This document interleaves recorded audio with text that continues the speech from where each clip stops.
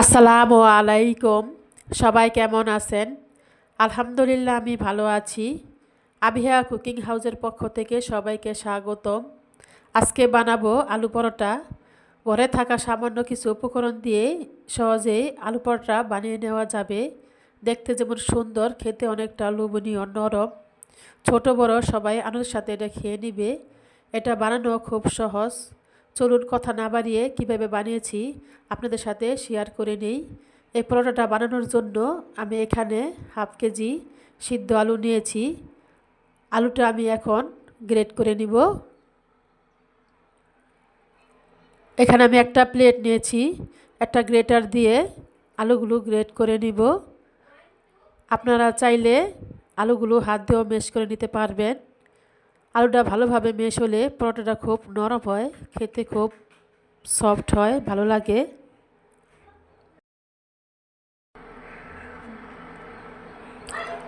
আমার সবগুলো আলু গ্রেট করা হয়ে গেছে।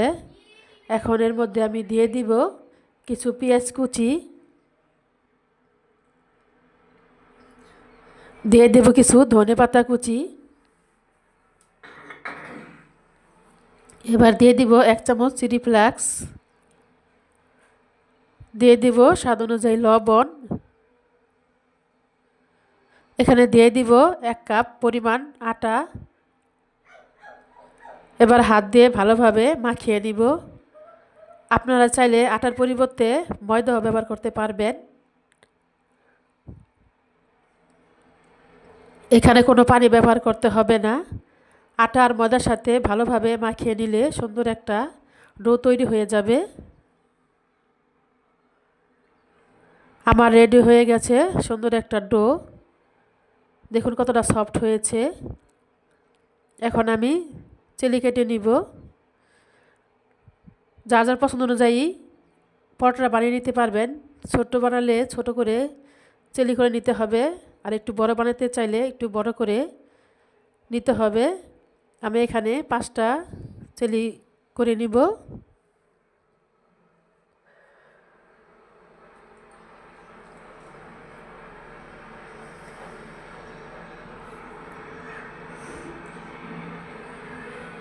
আমি এখন এগুলা বেলে নিব।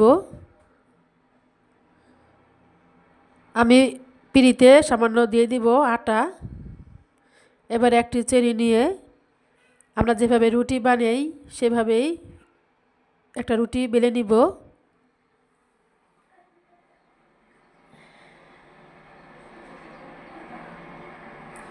এটা বেশি পাতলাও হবে না, বেশি মোটাও হবে না, মিডিয়াম সাইজ করে বানিয়ে নিতে হবে।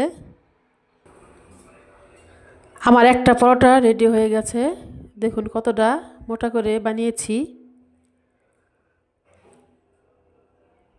আমি এখন একটা প্লেটে রেখে দিব। আমি এইভাবে করে সবগুলো পরোটা বানিয়ে নিব।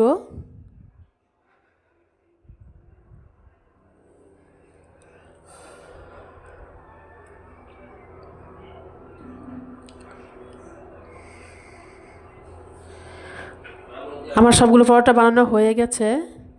এখন এগুলা ভেজে নিব। আমি এখানে চুলায় প্যান বসিয়ে দিয়েছি গরম করার জন্য।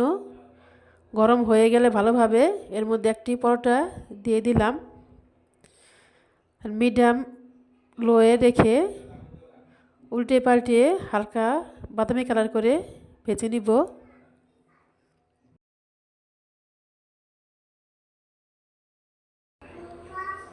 এভাবে পরোটাটা ভাজলে তেলের পরিমাণ খুব কমই লাগে। এখন এর মধ্যে আমি দিয়ে দিব 2 চামচ সয়াবিন তেল। আপনারা চাইলে এটা বাটার দিয়েও ভেজে নিতে পারবেন, তাহলে পরোটাটা খেতে আরও বেশি টেস্টি হবে। এবারে উল্টিয়ে পাল্টিয়ে ভালোভাবে একটু চেপে চেপে ভেজে নিব।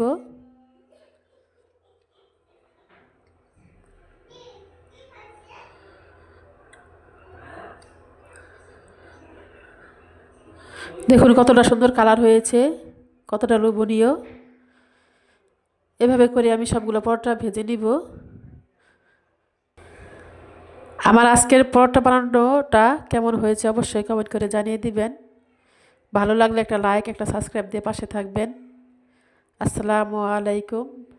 সবাই ভালো থাকবেন। আল্লাহ হাফেজ।